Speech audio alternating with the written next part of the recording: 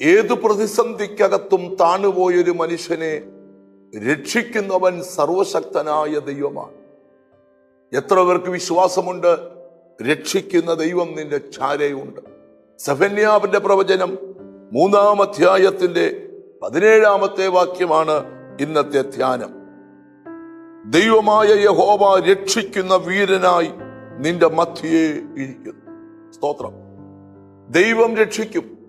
എത്ര വലിയ കടബാധ്യത വന്നാലും, എത്ര വലിയ രോഗം വന്നാലും, എത്ര വലിയ പ്രതിസന്ധികൾ വന്നാലും, നീ തകർന്നു തച്ചുടഞ്ഞു പോയി എന്ന് ദേശം മുഴുവൻ നിന്റെ മേൽ വിധി എഴുതുമ്പോഴും പറയേണ്ട ഒരു കാര്യമുണ്ട്: എന്നെ രക്ഷിക്കുന്ന ഒരു ദൈവമുണ്ട്. സ്തോത്രം. എത്ര വലിയ പ്രതിസന്ധിയിലാണ് നീ വീണിരിക്കുന്നതെങ്കിലും അവിടുന്നൊക്കെ നിന്നെ രക്ഷിക്കാൻ കഴിയുന്ന ഒരു കർത്താവുണ്ട്.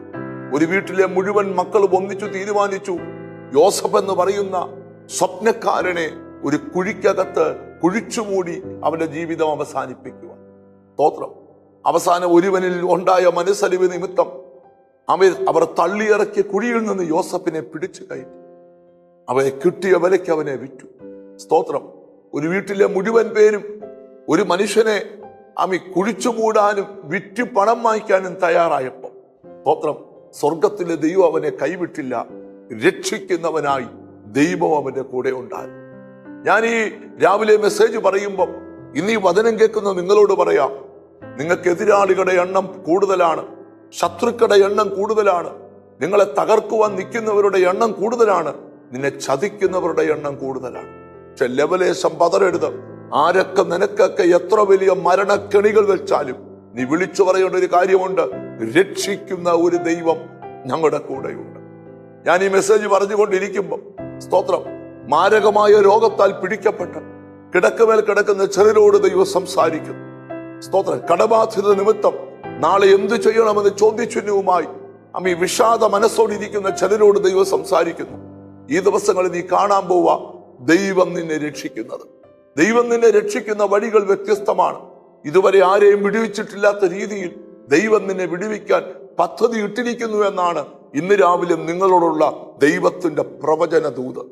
ഈ വാക്യം ഒരിക്കൽ കൂടെ ശ്രദ്ധിച്ച്, യഹോവ രക്ഷിക്കുന്ന വീരനായി നിങ്ങളുടെ മധ്യേ ഇരിക്കുന്നു. അവൻ അകലെയല്ല, നിന്റെ മധ്യത്തിൽ ഇരിപ്പുണ്ട്. എന്തിനാ? നിന്നെ രക്ഷിക്കാൻ, നിന്നെ വിടുവിക്കാൻ, നിന്നെ പുറത്തെടുക്കുവാൻ, നിന്നെ അനുഗ്രഹിക്കുവാൻ ദൈവത്തിന്റെ സമയമായി. നമുക്ക് ആത്മകണ്ണുകളോടെ കാണാം, ആ കർത്താവ് നമ്മുടെ മധ്യത്തിൽ ഇരിക്കുന്നു. കണ്ണുകളെ അടയ്ക്കാം. ഞങ്ങളുടെ കർത്താവേ, സ്വർഗസ്ഥ പിതാവേ, സകല വാതിലുകളും അടഞ്ഞു പ്രതിസന്ധിയുടെയും പരാജയത്തിന്റെയും പടുകുടിയിൽ വീഴ്ത്തപ്പെട്ടവനെ രക്ഷിക്കുവാൻ ഞങ്ങളുടെ മധ്യത്തിൽ ഇറങ്ങി വരുന്ന നല്ല യേശുവേ, എന്നോട് ചേർന്ന് പ്രാർത്ഥിക്കുന്ന മക്കൾക്ക് വേണ്ടി പ്രാർത്ഥിക്കുന്നു. അവരെ കുരുക്കിൽ നിന്നും കുടുക്കിൽ നിന്നും പ്രതിസന്ധിയിൽ നിന്നും പുറത്തെടുക്കണം. രോഗത്തിന്റെ ബാധ അവരെ കയറി ചുറ്റിയെങ്കിൽ അതിൽ നിന്ന് അവരെ പുറത്തിറക്കണം. കടബാധ്യത അവരെ കയറി തകർത്തെങ്കിൽ അതിൽ നിന്ന് അവരെ പുറത്തെടുക്കണം. എന്നോട് ചേർന്ന് പ്രാർത്ഥിക്കുന്ന മക്കളെ നിന്റെ നാമം ചൊല്ലി പിതാവിന്റെയും പുത്രന്റെയും പരിശുദ്ധാത്മാവിന്റെ നാമത്തിൽ അനുഗ്രഹിച്ചു പ്രാർത്ഥിക്കുന്നു. യേശു ക്രിസ്തുവിൻ നാമത്തിൽ തന്നെ ആമേൻ. യഹോവ രക്ഷിക്കുന്ന വീരനായി നിന്റെ മധ്യേ ഇരിക്കുന്നു.